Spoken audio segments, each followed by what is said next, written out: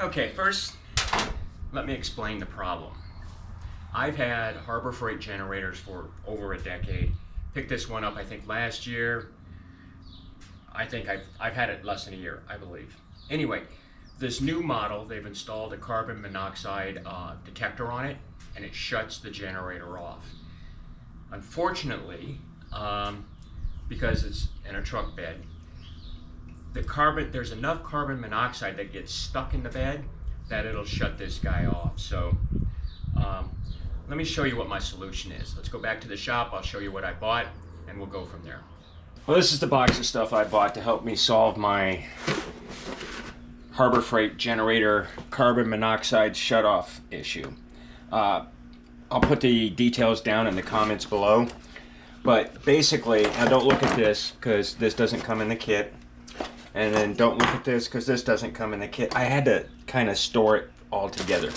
This is the kit, and it's an exhaust. Oh, don't look at this either because I took that off the generator. Anyway, this is what you get. And for this next camping trip, this here is all I'm going to use, is the muffler itself. Give you a quick overview.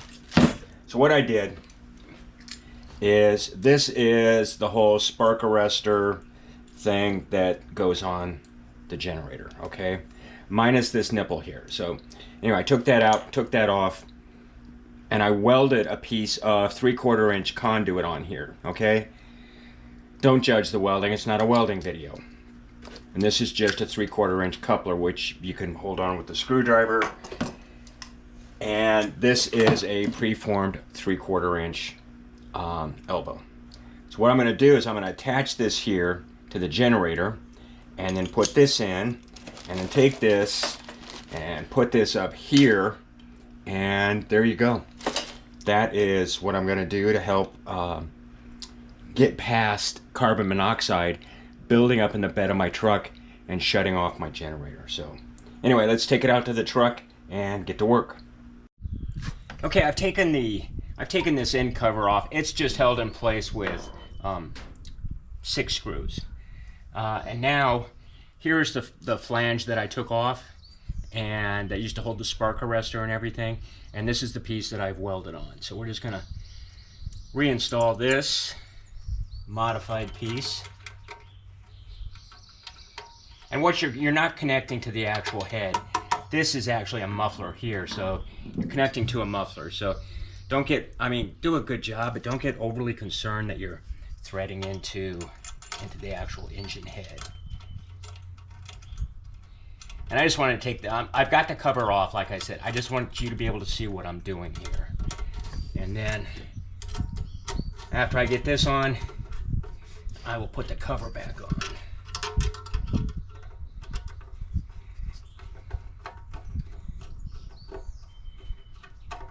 And there you go, super easy. So now let me get this cover back on. You don't need to watch me put screws in. It literally pops into place and it's held there with screws. So I'll bring you right back. Okay, I've got the cover back on. I've got the flange put back on, and I'm just going to take these pieces, put the conduit coupler on. Make it easy for me to screw it on here. And there you go. And I've already slid the muffler on. I just slid it on, tighten up the screws.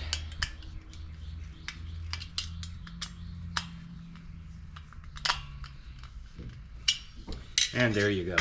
Now, like I said, you don't have to have the muffler on this. I just put it on because I want to make it as quiet as possible. And there you go. Now the exhaust is up. It's over the top of the bed. Is some of it going to come back in? Yeah, but a bunch of it's just going to blow out. So let me get over here to the other side. I'll get it started up, and we'll see if it shuts off. Okay, I just had this running a few minutes ago. Let's see if it'll start without the choke.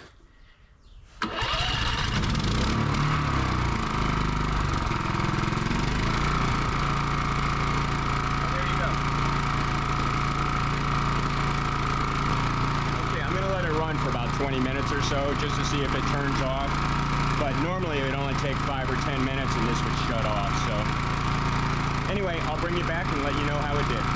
GoPro.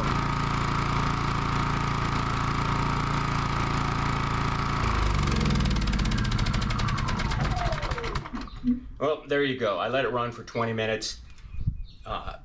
Didn't shut off, and it's working great. So I'm happy with my solution. If you have any comments, let me know in the comment section down below. Thanks for watching.